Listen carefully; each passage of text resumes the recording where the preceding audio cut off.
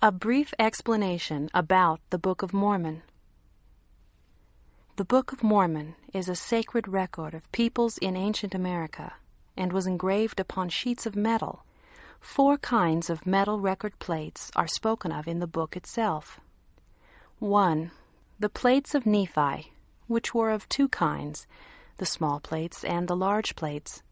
The former were more particularly devoted to the spiritual matters and the ministry and teachings of the prophets, while the latter were occupied mostly by a secular history of the peoples concerned.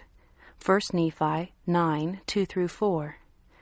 From the time of Mosiah, however, the large plates also included items of major spiritual importance. 2. The plates of Mormon, which consist of an abridgment by Mormon from the large plates of Nephi with many commentaries. These plates also contained a continuation of the history by Mormon and additions by his son Moroni. 3. The plates of Ether, which present a history of the Jaredites. This record was abridged by Moroni, who inserted comments of his own and incorporated the record with the general history under the title Book of Ether.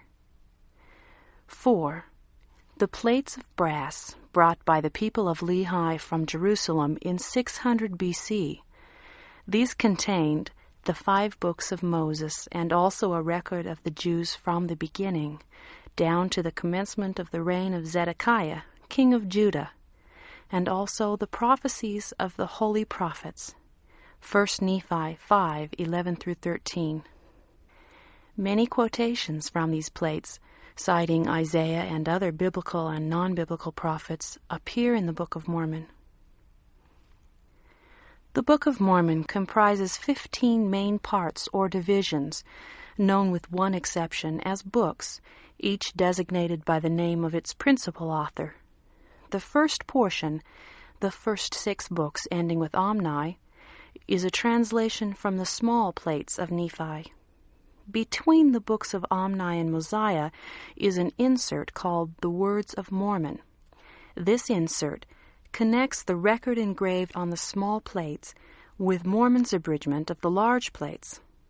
The longest portion, from Mosiah to Mormon, chapter 7 inclusive, is a translation of Mormon's abridgment of the large plates of Nephi.